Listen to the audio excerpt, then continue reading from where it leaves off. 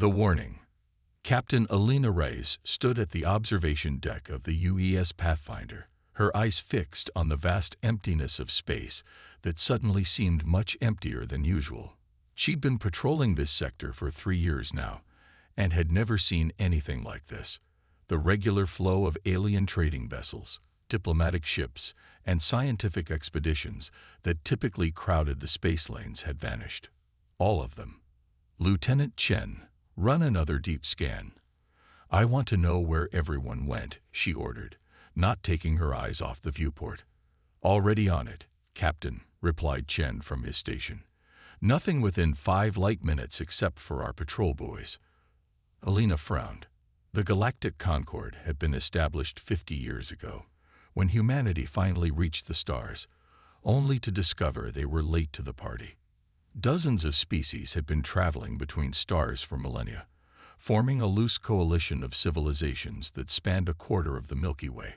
Earth had been welcomed cautiously but warmly, their new position as the youngest spacefaring race, a source of both curiosity and amusement to the older species. Captain, incoming transmission from Fleet Command, announced Communications Officer Rivera. Put it through, Alina said, finally turning away from the viewport. Admiral Hassan's weathered face appeared on the main screen. The lines around his eyes seemed deeper than the last time they'd spoken. Captain Reyes, are you alone on the bridge? Alina glanced around at her officers, then back at the Admiral. No, sir. Should I be? No need. What I'm about to tell you will be common knowledge soon enough. He took a deep breath. As of 600 hours Earth Standard Time, all diplomatic relations with every member of the Galactic Concord have been suspended. Alina felt her blood run cold. All of them. Sir, that's over 30 distinct civilizations. 34, to be precise. And yes, all of them. Simultaneously. What happened? She asked, aware that her entire bridge crew had stopped what they were doing to listen. That's the thing, Captain. They didn't give us a reason.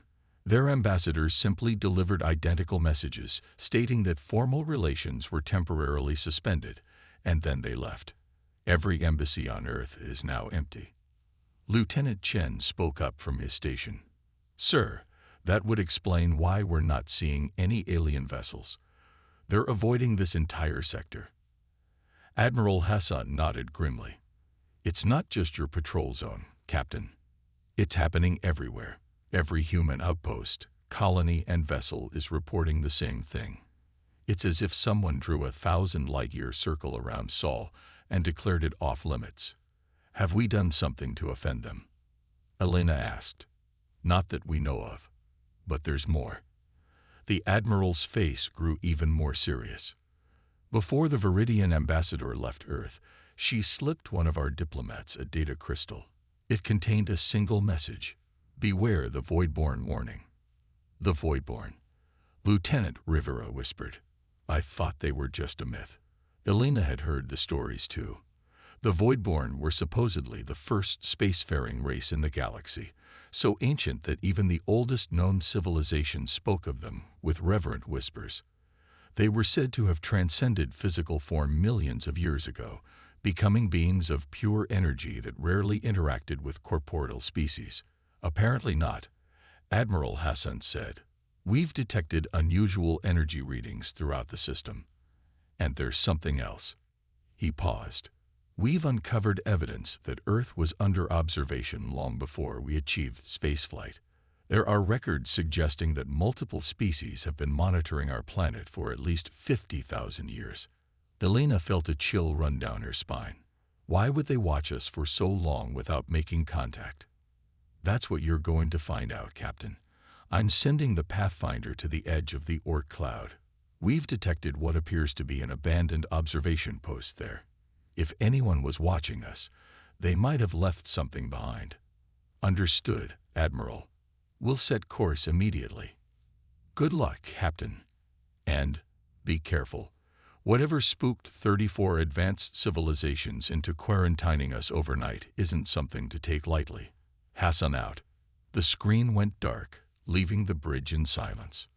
You heard the Admiral, Alina said after a moment. Set course for the coordinates he's sending. Maximum speed.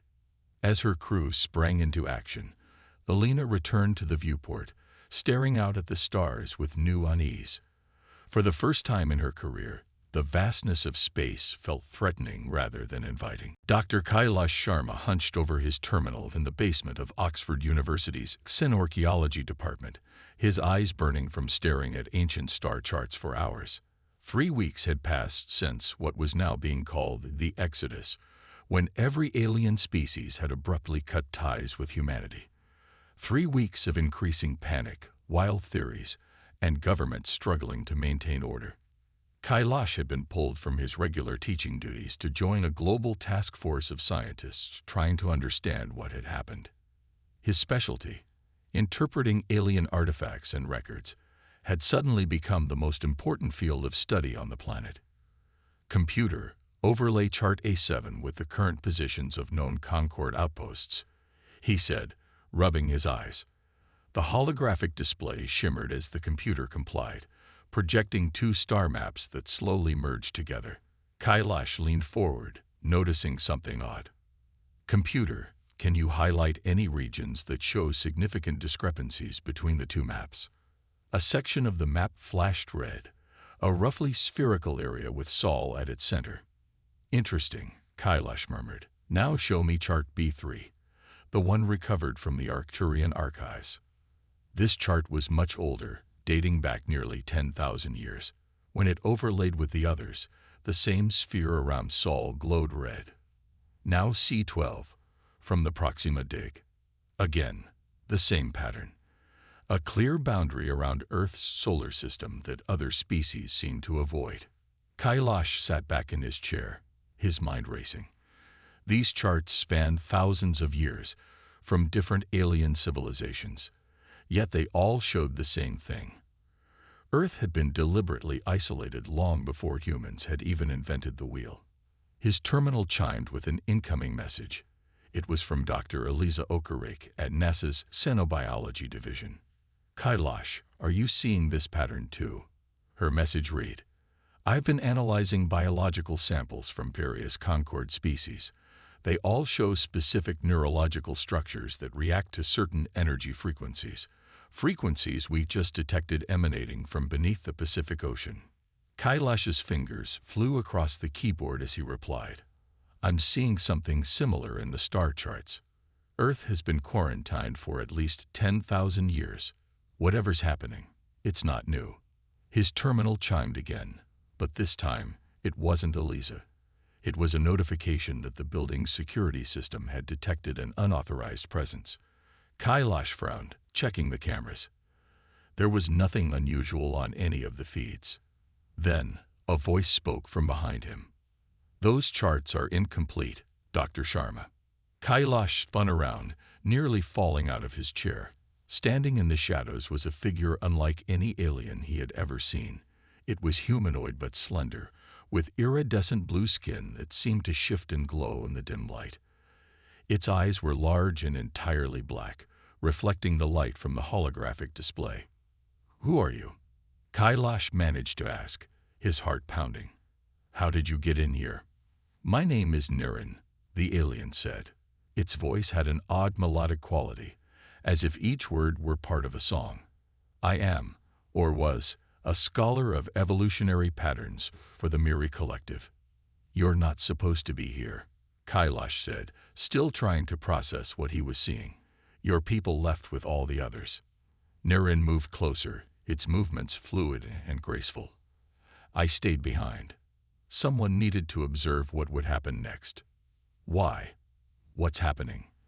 The alien gestured toward the star charts still hovering in the air. Your charts only show 10,000 years of isolation. The truth goes back much further. It reached out a slender hand, touching the holographic display. The image shifted, showing a much older chart. This is from the archives of the first wave, nearly 1 million years ago. See the pattern. The same sphere surrounded Earth, but this time there were symbols Kailash didn't recognize marking various points within it. The Voidborn, Niren said solemnly. The species you call the Ancients of Ancients, They weren't warning everyone away from humans. The aliens' black eyes fixed on Kailash. They were warning them away from what lives alongside you. Captain Rice led her away team through the abandoned alien observation post, their helmet lights cutting through the darkness. The structure had been built into a large asteroid at the edge of the Oort cloud, hidden from Earth's primitive detection systems until now. "Looks like they left in a hurry," commented Security Chief Ortega, gesturing to equipment that had been left behind. "But not recently," added Science Officer Kwan, examining a layer of fine dust that covered everything. "I'd estimate this place has been abandoned for at least 20 Earth years." Alina moved to what appeared to be the main control center, a semicircular room with viewing ports that faced toward the distant sun. "Can you get any of these systems online, Kwan?" The science officer was already examining the alien technology. "I think so. The architecture is similar to Arcturian systems we studied." He connected his universal translator to one of the consoles, and after a few minutes, the alien symbols began transforming into English. "Got it," Kwan said. This was definitely an observation post, monitoring Earth, and something else. He frowned at the readouts. "There are energy signatures here that don't match anything in our database." "Can you access their logs?" Alina asked. "Working on it." Kwan's fingers danced across the alien interface. "Here we go." Last entry was 18 years ago. A holographic display flickered to life in the center of the room, showing a recording of an alien that resembled a tall, willowy humanoid with 4 arms and luminescent skin. Final observation log. The alien's translated voice began. "The Voidborn warning has been verified. We've detected increasing activity from the Guardians. After 50,000 years of dormancy, they're beginning to awaken.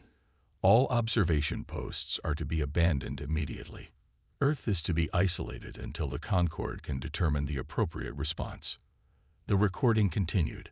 "I still believe we should attempt communication with the humans. They deserve to know what they're sharing their world with.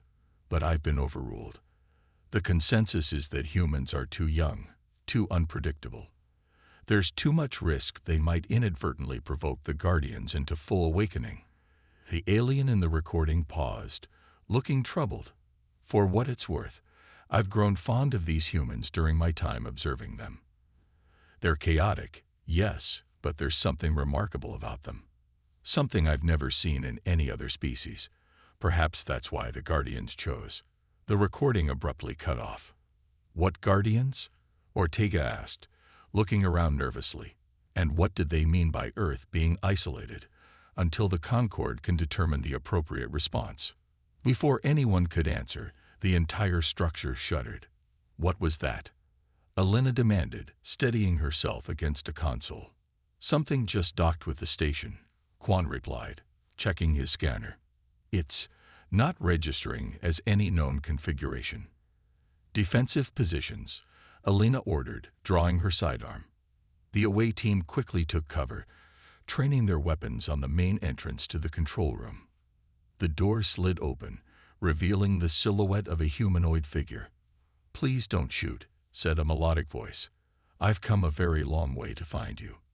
As the figure stepped into the light, Alina saw it was an alien with iridescent blue skin and large black eyes. "My name is Naren of the Miri Collective," the alien said, "and I believe we have a mutual problem."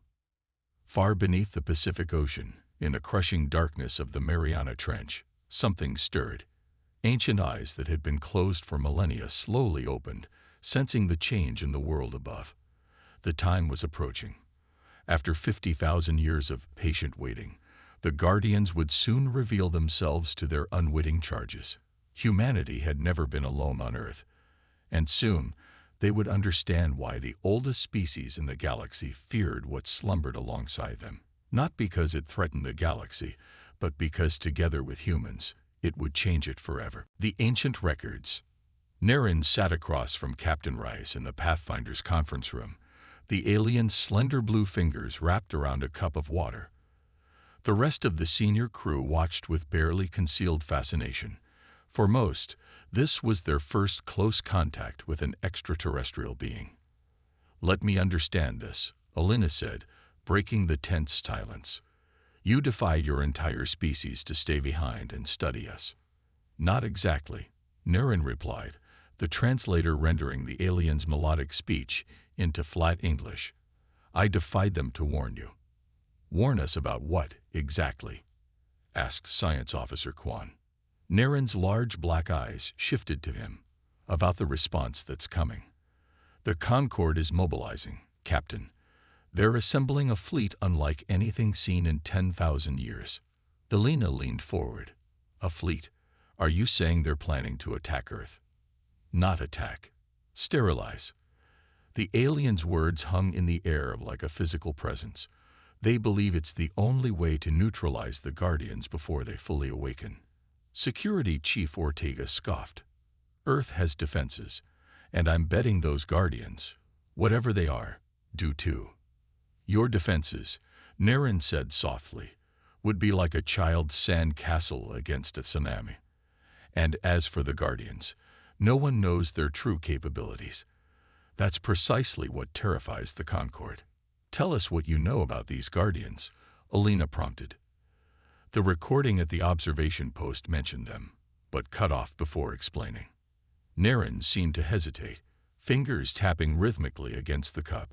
"What I know is mostly from restricted archives and forbidden texts. The Miriar were caretakers of ancient knowledge, but even we were denied full access to the Voidborn records." The alien took a sip of water before continuing. "What I can tell you is this. Long before the first civilizations rose on your world, before your species had even evolved, the Voidborn encountered something on Earth, something that changed them profoundly. The records describe entities of immense power, dwelling in the deepest parts of your oceans, the most remote mountains, even beneath the crust of your planet. Like gods." Lieutenant Chen asked from his position near the door. "No," Naren replied. "Not gods. The Voidborn called them the arbiters of possibility. Later civilizations simplified this to the Guardians. They are as old as the galaxy itself, perhaps older, and they chose your world as their sanctuary." "Why Earth?" Alina asked. "That remains unknown. But what is known is that when the Voidborn attempted to establish a colony on Earth, despite the Guardians' presence, something happened. Something that made the Voidborn, the most advanced species the galaxy has ever known, retreat in terror and establish the quarantine that has kept your world isolated for millions of years. Until we broke it by achieving spaceflight," Alina realized. Naren nodded. "Exactly. When humans began broadcasting radio signals into space, the Concorde debated for decades about how to respond. Some argued for maintaining the quarantine, others for making contact. In the end, they compromised. They would welcome humans into the galactic community, but monitor them closely for any sign that the Guardians were influencing your development. And now they believe they are." Kwan asked. "Yes. The energy signatures we detected at the observation post, they'd been increasing exponentially over the past decade. The Guardians are stirring, and the Concorde is terrified of what will happen when they fully awaken." Alina studied the alien carefully. "Why help us? Why risk everything to warn us?" Naren's black eyes seemed to shimmer with an inner light. "Because in all my years studying your species, I've come to believe that you are different. There is something unique about humans, something I've never seen in any other species. The Guardians chose your world for a reason, and I believe they chose to share it with humans for a reason as well." The alien leaned forward. "Captain, I'm not just here to warn you. I'm here to help you find the truth. My ship contains copies of every record I could access about Earth and the Guardians. Together, perhaps we can understand what's really happening before the Concorde arrives." Alina looked around at her crew, seeing the mix of fear and determination on their faces. "How long do we have?" 3 weeks, Naren replied grimly. "Perhaps 4. Alina nodded. "Then we'd better get started." Dr. Kailash Sharma stood on the deck of the research vessel Oceanic Explorer, watching as the advanced submersible Titan was prepared for its descent. The ship bobbed gently in the calm waters of the Mariana Trench, the deepest part of Earth's oceans, and the source of the mysterious energy signatures that had been detected worldwide. "Are you sure about this?" Dr. Eliza Okereke asked, joining him at the railing. "We're talking about depths that have only been explored a handful of times in human history." "We don't have a choice," Kailash replied, his eyes still fixed on the submersible. "Whatever's down there is the key to understanding what's happening." The data Nirin had provided, transmitted from the Pathfinder, had confirmed their worst fears. The Galactic Concord was mobilizing for war, and Earth had less than a month to prepare. "The submersible is ready. Doctors, call the expedition leader, Captain Martinez. If you're still determined to do this, we need to begin the descent now to take advantage of the optimal current patterns." Kailash looked at Eliza, last chance to back out. She shook her head, a determined smile on her face, and missed the discovery of the Millennium.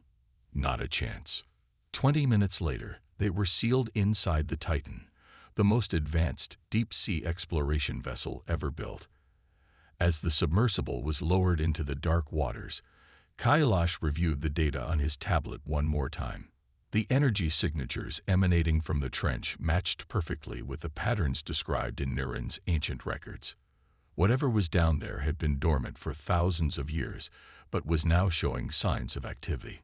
"Passing 1,000 meters, announced the pilot, a veteran submariner named Castillo, all systems nominal. As they descended deeper into the abyss, the outside world disappeared, replaced by an inky blackness broken only by the submersible's powerful lights. Occasionally, strange deep-sea creatures would dart through the beams, their alien forms a reminder that humanity still had much to discover about their own world. 5,000 meters, Castillo reported. "We're picking up the energy signature more clearly now. It's fluctuating." Kailash moved to the sensor station, studying the readings. "It's almost like a heartbeat," he murmured. "Regular pulses, increasing in strength." 8,000 meters, Castillo continued. "We're approaching the bottom of the trench." Eliza joined Kailash at the sensors. "Look at these readings," she said, pointing to a particular pattern. "They're similar to neural activity, but on a massive scale." As the submersible's lights illuminated the ocean floor, they all fell silent. The barren landscape they had expected was instead covered with what appeared to be massive crystalline structures, glowing with an inner blue-green light that pulsed in rhythm with the energy readings. "My God," whispered Castillo. "What are we looking at?" Before anyone could answer, the submersible's communication system crackled to life. "Titan, this is Oceanic Explorer," came Captain Martinez's voice, distorted by the depths. "We're picking up unusual activity. Multiple vessels have entered Earth's atmosphere without authorization. The UN Security Council has just declared a global state of emergency." Kailash and Eliza exchanged alarmed glances. "We need to continue," Kailash said firmly. "Whatever's happening up there is connected to what's down here. This might be our only chance to understand it." "Agreed," Eliza said. "Captain Martinez, we're continuing the mission." "Understood," came the reply. "Be advised, we may need to relocate due to security concerns. Communication might become intermittent." As the transmission ended, Castillo maneuvered the submersible closer to the crystalline structures. As they approached, the glow intensified, the pulses quickening. "I'm detecting a cavity in the largest structure," Castillo reported. "It appears to be an entrance." "Take us in," Kailash instructed, his scientific curiosity overriding his apprehension. The submersible moved slowly toward the opening, which seemed to widen as they approached, as if inviting them inside. Once they passed through, they found themselves in a vast chamber that defied all logic. It was far larger than the external dimensions of the crystal structure should have allowed. And it was not empty. In the center of the chamber floated what appeared to be a being of pure energy, its form vaguely humanoid but constantly shifting and changing, like a living aurora. It pulsed with the same rhythm they had detected earlier, each pulse sending waves of light throughout the chamber. "Are those words?" Eliza asked, pointing to patterns forming in the light waves. Kailash stared in awe as the patterns resolved into recognizable symbols, ancient glyphs that he had seen in Niren's records. "It's communicating," he breathed. "It's trying to talk to us." Back on the Pathfinder, Alina Reyes and Niren were poring over the ancient records when Lieutenant Rivera burst onto the bridge. "Captain, we're receiving multiple distress calls from Earth. Unidentified vessels have entered the atmosphere. They're positioning themselves over major cities worldwide." On screen, Alina ordered, rising from her chair. The main view screen showed a massive alien ship hovering over New York City, its dark hull reflecting the sunlight. Similar images from London, Tokyo, Beijing, and other cities flashed across the screen. "That's a Concord enforcement vessel," Niren said, alarm evident in the alien's voice. "But they shouldn't be here yet. The fleet wasn't supposed to arrive for weeks. Looks like they accelerated their timeline," Alina said grimly. "Helm, set course for Earth, maximum speed." As the Pathfinder prepared to jump, another alert sounded. "Captain," Quan called out, "I'm detecting massive energy surges from Earth. The same pattern as before, but thousands of times stronger." The view screen shifted to show a global map with points of light erupting from the oceans, mountains, and deep within the Earth's crust. "The Guardians," Niren whispered. "They're awakening." In the crystalline chamber beneath the Mariana Trench, Kailash and Eliza watched in astonishment as the energy beam before them grew more defined, its light pulsing more rapidly. "I think it's responding to what's happening on the surface," Eliza said, checking her instruments. "The energy readings are off the charts." Suddenly, the beam's form shifted, resolving into a more distinctly humanoid shape. When it spoke, they heard it not with their ears but directly in their minds. "The time has come," it said, its mental voice ancient and powerful yet somehow gentle. "The Voidborn return, as we knew they would. The cycle nears completion." What are you?" Kailash managed to ask. "We are the Guardians," the being replied. "We have watched over this world since before your kind first walked upon it. We have guarded the spark within your species, nurturing it, protecting it from those who would extinguish it." "Spark?" Eliza asked. "What spark?" "The spark of possibility," the Guardian answered. "The potential that exists within you, that exists nowhere else in this galaxy. The gift that the Voidborn feared and sought to destroy." "They're coming back," Kailash said urgently. "The descendants of the Voidborn. They're here, above our planet right now." "Yes," the Guardian acknowledged. "And now we must reveal ourselves, not just to you but to them. The time for hiding is past." The being's form began to expand, filling the chamber with intensifying light. "Return to the surface," it instructed them. "Tell your people not to fear. What comes next was set in motion long ago, when the first of your kind looked up at the stars and wondered." "What's going to happen?" Kailash asked, even as Castillo began maneuvering the submersible back toward the entrance. "Evolution," the Guardian replied simply. "For too long, the Concord has stagnated, bound by fear and tradition. Humanity was meant to change that. With us as your allies, you will show them a new way forward." As the submersible exited the crystal structure, they saw that the entire ocean floor was now alive with light, the crystalline formations pulsing in unison. Above them, throughout the world's oceans, mountains, and deep caverns, the Guardians were awakening, preparing to reveal themselves to humanity and the galaxy at large. On the surface, people watched in awe and terror as the alien ships hovered over their cities. But something else was happening too. The oceans began to glow with unearthly light, and energy patterns formed in the sky, connecting points around the globe in a complex web that grew more intricate by the moment. The Guardians were rising, and with them, humanity's destiny among the stars was about to be rewritten. In orbit above Earth, Admiral Zosk of the Concord Enforcement Fleet watched the energy readings with mounting alarm. What they had feared for millennia was happening. The Guardians were fully awakening. He had led the advance force here to assess the situation, hoping to begin evacuations of Concord observers before the main sterilization fleet arrived. But it was too late. The Guardians were active, their energy signatures visible even from space. The quarantine had failed. And now, the most feared entities in galactic history were about to make their presence known. Admiral, his second-in-command reported, "A vessel is approaching, human design, but moving faster than their technology should allow." "Show me," Zosk ordered. On his command screen appeared the image of a human ship, the UES Pathfinder, streaking through space toward Earth. But it wasn't the ship that caught his attention. It was the energy signature surrounding it, identical to the patterns now emerging from Earth itself. The Guardians weren't just awakening. They were already here, among the humans, and they were coming for him.